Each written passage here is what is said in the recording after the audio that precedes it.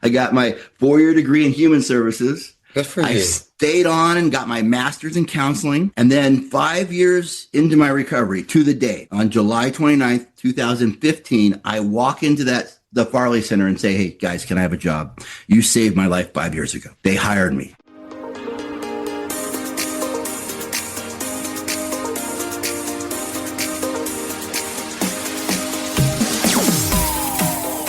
Mental health champions. We have gone through this busy holiday season, right? We're in the new year. We're doing all of these amazing things. And today we're bringing on someone who not only is an advocate, but he's got an amazing book. So I can't wait to dive into all of that. But he's coming, as I said, behind the scenes, multi-approached, right? His journey's been anything but linear. From overseas deployments to firefighting, decorated service, which thank you for, to the depths of meth addiction. He has lived in the extreme chaos and control, and he's got a pivotal moment that came during active addiction when the pull of meth was so strong to keep him from saving his son. Let me start off by thanking you for joining us, and congratulations on how far you continue to come and inspire with. Thank you, Vincent. Thank you so much. I'm Dr. Dice, and I'm here to share with you something that happened to me, made a change in my life, and I just want to help share that experience. Hopefully someone hears something they can glean from that and better their life. That's ultimately what we're trying to do. So glad to be on the show. Oh, well, I'm glad to have you. Everyone, today we're brought to you by Coming Alive Podcastproduction.com. Go there to start your podcast today. But nationally recognized in his TAC Ops to PsyOps approach, so I can't wait to dive into that. But I do want to show love to his book. If you want to start scrolling as you're listening, if you're not driving, of course, his memoir, After the Trident, reveals the transformative power of the holistic change model designed to heal the invisible wounds of those who serve. So when you were a kid, did you ever think you'd be a published author? Oh my gosh, this is so much the opposite direction that I was headed. Yes, I did not ever, in wildest dreams, picture I'd be in the social services or mental health services. Never. Well, you say never, so we're going to have to back it up. Please do I know. share that. Sure, journey. man. Raised in the mountains of Northern California, up in the Siskiyou County, oldest of 8 brothers and sisters, all homeschooled, little tiny town, population 89, Horse Creek, California. Needless to say, that's a hard place to be a teenager. So at 16, I ran away. There was like one girl within 100 miles that wasn't related to me, and she didn't like me, so I was out. I put on my Indiana Jones hat. Back then, that's what I thought was the shit, and I headed south all the way down to San Diego, jumped into junior college at 16, took a million classes, only $3 a unit. I had a bunch of odd jobs. I grabbed hold to an EMT course that really kind of like, whoa, with this, I can be a hero. And that hit me. That was feeding. I could save the day. I remember my very first, there was like a volunteer fire department, and I got on board that. That was like, there was a call. I got to race to the scene. I got to use the jaws of life. I had to extricate people. And that was just feeding on so many levels. Sure. But then we were waiting for the ambulance to get there. This really saved the day. And so I transferred after 2 years to an ambulance department, and I worked for Northern Siskiyou Ambulance and loved that job. Sleeping in the bunkhouse, waiting for someone to dial 911, and they were calling me and my team to rush in at the worst moment in their life. They were wanting me to help, and that was feeding. I was getting ready to transfer to law enforcement because those guys had faster cars, they had guns, they could kick in doors. Those guys were the man. And so I'm getting ready to transfer, and my chief pulls me up and goes, Dice, what are you doing? You're jumping all over the place. And I asked him, well, what's the top of the food chain? And he said a Navy SEAL. And that was my entire decision-making tree. I never dreamed to be a Navy SEAL, but he told me that was the best. And I went down to the Navy recruiter and I said, sign me up. He literally put me on a delayed enlistment program, gave me 6 months to get in shape. I trained every day, and I off to join the Navy. Side note on there, read the fine print. I told the Navy recruiter I wanted to be a corpsman on a SEAL team. Somewhere in there, he filled in EN, which is Engineman, which is not a corpsman. It's someone at the bottom of the ship. So I'm still searching for that recruiter out there somewhere. I got in the Navy, went through boot camp, went through Buds as a kick in the nuts. Don't let anybody tell you different. Made it through there by the skin of my teeth, got to the SEAL team. When I joined the Navy, something shifted for me. It was like, before that, I knew how to drink with the boys and hang out. I loved the camaraderie, but the Navy was like, I turned pro. These guys, it was tradition. It was honor. It was handle your liquor. All the paraphernalia you drank to indoctrinate. You drink to elevate, you drink to separate, you drink to commemorate, was everything in the Navy. And someone could have the worst day of their life. The girl could leave them give a Dear John letter on deployment. They could lose a buddy in a firefight. I was shown what to do. I could get a bottle. I could sit down with them and we'd get through it together. I learned the value of carrying a flask with me wherever I went. They gave me this Swiss Army knife that would solve anything, up to and including if you and I, Vincent, had a beef and I hated your guts, our supervisor would say, hey, you guys would get a drink together and figure this out. It was the solution to everything. And so I learned that in the Navy and embraced it. I loved having solutions for everything. You know, that was like figuring it out, being the hero. I loved that interplay with alcohol. And so I always had a flask. I was always hiding, stashing bottles everywhere. I mean, up to and including we go on like a training mission or FDX. I would go out ahead of time and bury a bottle of Jack and a pizza. And I'd have, hey guys, come over here. I'd dig it up and we'd be like, yeah. I loved being prepared. And alcohol had a special place in my heart. And you learn the game. When to turn on the drinking, when to turn it off, how to drink around rules, and what was cool, what was not. Now, bear in mind, being a SEAL back then, it was a pre-9/11. Now, this was not, we're not at war. It's like a boring time to be a SEAL. I mean, we do a lot of cool stuff, cool trainings. We still go on deployments out there, but I mean, I felt like I was sharpening my knife forever and never getting to use it. Like I was a plumber who never got to see a pipe.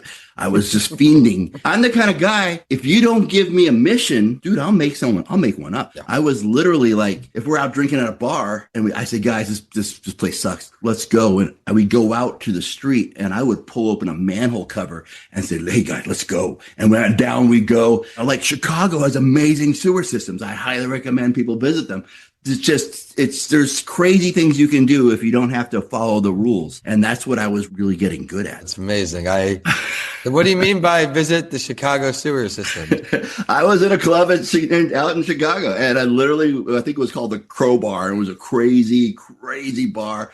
And we were getting pretty toasty and I said, guys, come outside. I've heard about the Chicago sewer. And I pulled a manhole and we lowered a rope down. We climbed in there and they're huge, cavernous, cathedral-like rooms down there. It smelled like shit, but literally, it was, oh my gosh, it was awesome. Yes. Yeah, I'm just the first I'm hearing of it. You learn something new every single every episode, day. You got one thing out of this podcast. It's like the Chicago sewers are worth visiting. The idea for me that you got to give me something or I'm going to get my claws in and start being mischievous. And as the years went by in the teams, addiction's progressive. I was drinking more and more. I like to drink. I discovered through a friend network that a little bump of cocaine could sober you up and you can drink more. So that became something I did. Cocaine in the military is not a good mix. Also, these were the ecstasy years. So that with the chem lights and the clubs was kicking off and I was loving that. Here I am, literally a time bomb. I like to party. I'm like dodging piss tests. I'm not getting in trouble, but man, I'm smart enough to know that this isn't going to last. Like my spider sense was tingling. My enlistment was coming up. I had a number of injuries already and I was like, should I stay in? But I'm just going to get in trouble if I stay in. And so I punched out. Reflecting back, addiction has its claws on me. It wasn't even an option to slow down. And so I was literally pulled from this life goal of being a Navy SEAL, which is it's an identity you take on, and chose to separate myself from that because I wanted to drink and party. I wanted to go out. When I got out of the teams, man, I discovered something else, that when a service member enlists in the military, you look at veterans or people who value freedom more than anything. When you enlist, you give up the majority of your freedoms. You are basically put in a cage controlled by the military and decide where you work, where you go, who you're going to hang out with, where you're going to live, all your decisions, total accountability. The military has you. And when I got out of the military, it was like someone took the cage off this animal. And all of a sudden in one day, I got all my freedoms back. The freedom to drink as much as I want. The freedom to not stop drinking. The freedom to just put any chemical I wanted in my body. The freedom to have no accountability to anyone. That is a huge shift. And people who transition out of the military every day, you see people doing this, struggle with that transition. I took the same stubbornness, this like drive I used in my whole life to be successful, and I put it into my addiction and I said, let's go hard. Let's go ecstasy, cocaine, and eventually escalated to meth. And I'm just going hard using the same kind of, I'm not going to quit. I know this is getting harder, but I'm going to push through it. If you don't know, Vincent, cocaine's fucking expensive. I have heard about the military people coming on the show and talking about how what you just shared, where your decisions are made from you. That's not a part of your day to day, and you come back and you have these freedoms, but it can be overwhelming and you're going back into society. And now you don't have that perceived maybe sense of purpose that you knew you had. Was that something you can relate to as well? We're refinding yourself. Yes. It was like my compass was spinning and had this heavy addiction in full throttle and I needed money. 9/11 kicks off. All of a sudden there's a war going on. I'm wondering if I'm going to be recalled in the SEAL teams. What's going on? I want to get over and play. I have all this training and skill. There's a thing called a contractor. People may have heard of them. They're basically mercenaries. Their guns are higher. Corporations like Blackwater, DynCorp, USIS, all these big companies hire former veterans and send us over in the harm's way to make money. I mean, back then they were paying $1,000 a day. And I was like, woo, short little deployments, 3-month, 4-month, 6-month deployment. And it seemed like a perfect mix between not giving up all my freedoms, but still having money to party, not getting drug tested. I took that on, went over, deployed to Afghanistan, Iraq, made a bunch of money, came back, furthered my addiction studies. It was rapidly deteriorating. For those you don't know, crystal meth takes a toll. You don't take care of yourself. Going back and forth, I was having a lot of PTSD coming back to the States. I got to a point where I had to be kind of tore up pills and alcohol just to kind of be in the stateside. I ended up weighing 130 pounds. Right now I'm 220. That's about I was saying you'd never see that. I'm looking at this guy and I'm like, are you kidding me? No, man. In fact, I keep this picture on my desk of 2 weeks before I hit bottom. Though the picture is of me, I literally look like a POW. I look with sunken eyes, skeleton frame. It is just, I keep it on my desk to remind me this is where that road goes. And because I got to remember that's what happens when I partake. When I go, this is where that goes. That photo, that picture, that place I was in such dire straits that I remember getting turned down for contracts. Someone says, Dice, you're a wreck, get your shit together. And I took that huge ego blow. Kept on drinking, kept on using. Ended up in treatment. I hit a bottom. What got me there on a 3-day bender, I remember this was during the H1N1, the swine flu pandemic, our first baby pandemic. My son was 2 years old at the time. He was in daycare. I remember getting a call from daycare and went to voicemail and I listened to the message and it said that there's been an exposure to one of the technicians at the daycare. We're having all the parents come and pick up their kids. So in my meth-filled mind, I'm thinking, oh no, my son needs me. I've got to get there. Let me just hit this one more time. Let me get ready. Okay, I got to get myself straight. The wife is calling. It's going to voicemail. The daycare is calling. It's going to voicemail. The wife is calling. And I'm like, okay, let me just hit this one more time. Okay, let me get ready. And for 3 hours, Vincent, I'm trying to get out of this room. I'm trying to put this shit down. I'm trying to get myself up. I'm beginning to realize I can't get out of here. I can't stop. I remember looking at my phone and turning it off and sliding it under my bed and just using. I hated myself. I couldn't look in the mirror. My entire life, I knew I'd been training to be a hero with all the stuff I've done and my son needs me and I cannot. Oh man, that was like my spirit snapped. I knew I was a drug addict. I mean, it just hit me. Thank you for sharing that. Thank you for having the courage to inspire others. And how long ago was this moment? This was 15 years ago. So 2026 we're going on. So right after the millennium this happened. Yeah. This was 2010. It was actually, I could tell you the day. It was the 15th of July, 2010. I hated myself. It hit me that my dad died for this disease. I am going to die from this disease. And my son, Ronan, was going to die from this disease.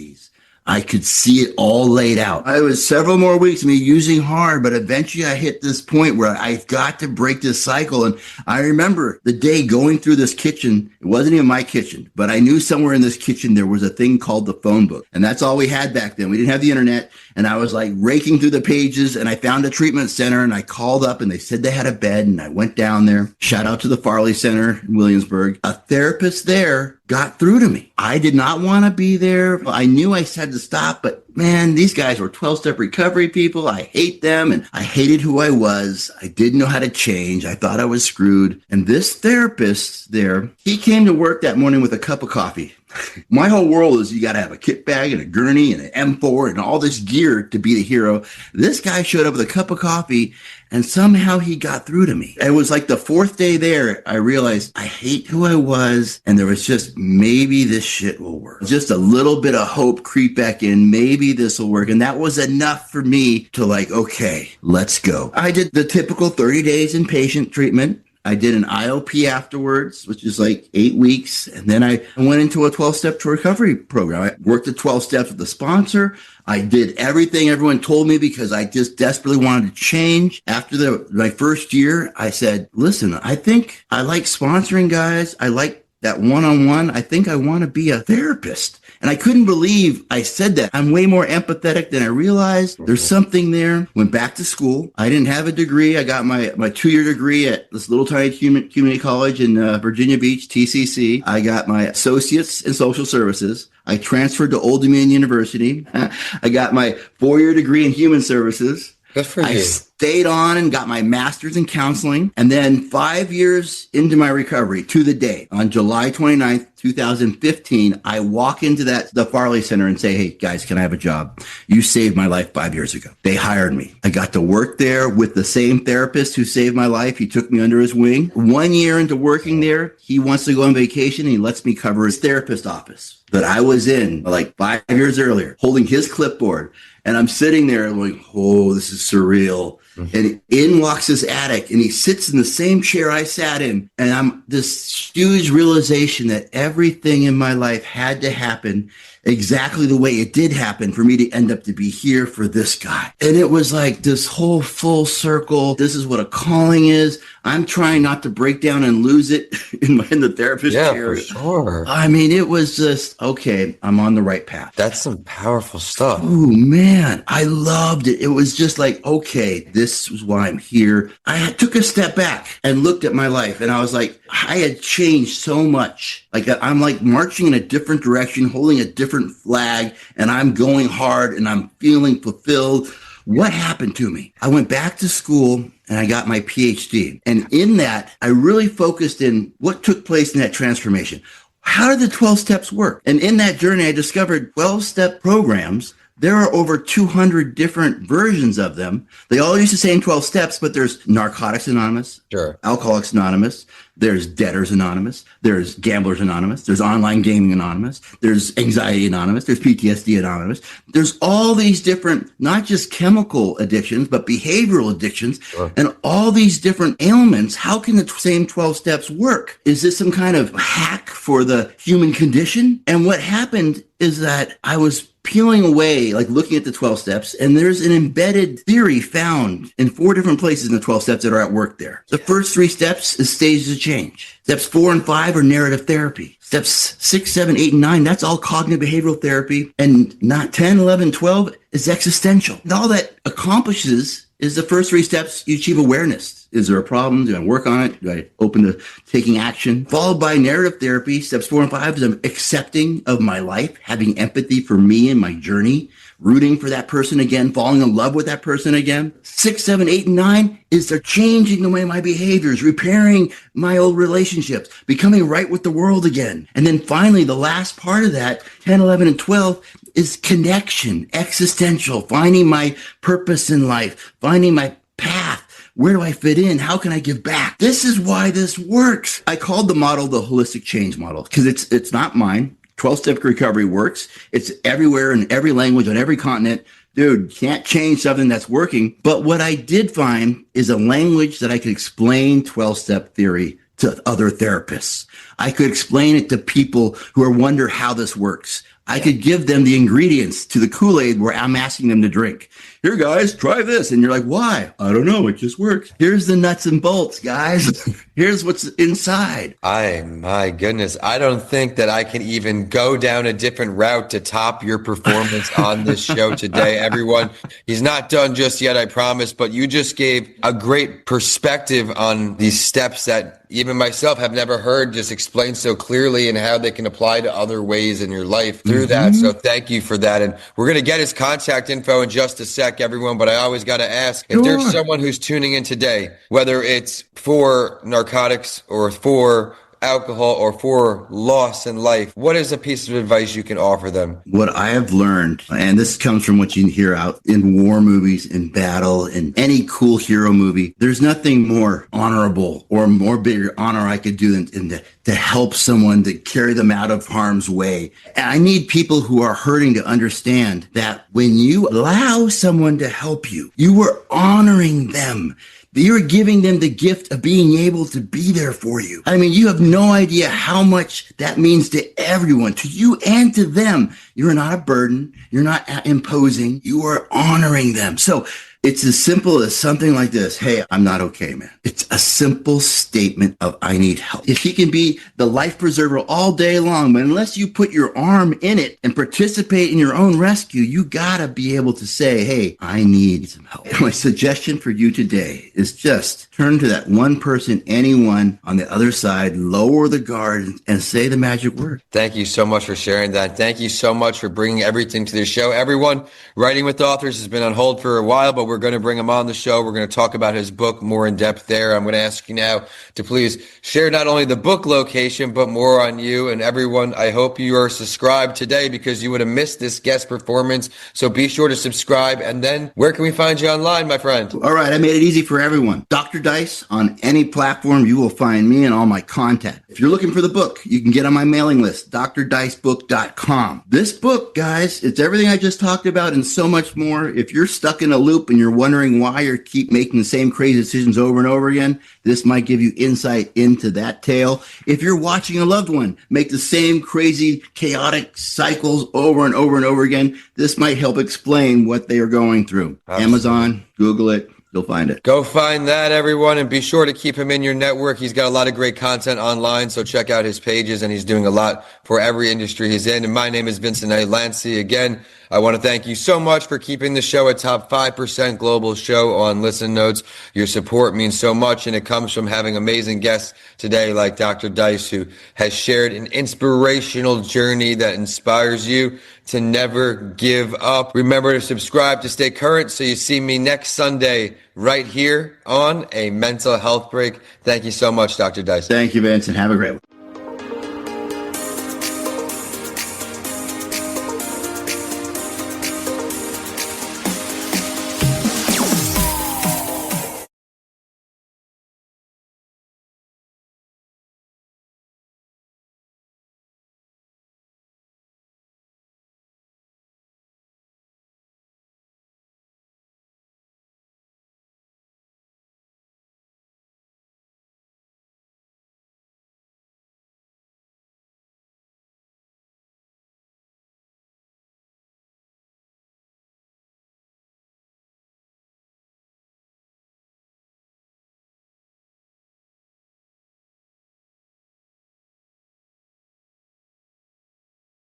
Thank you for tuning in to another episode. I would love to hear your feedback. What did you love? What do you want to see more of? Are there any questions you would like me to ask the guests who come on the show? This show is not possible without you, the amazing listeners, so please email us at podcastsbylancey@gmail.com and let us know what you think. We'll also feature you on a later show. Please remember to subscribe to stay current with our amazing community of guests who will continue to come on the show, sprinkled in with solo episodes from me, Vincent A. Lancey. With that, I look forward to introducing more shows to you each and every week. And with that, we're signing off today. Enjoy the episodes and make it a great day ahead.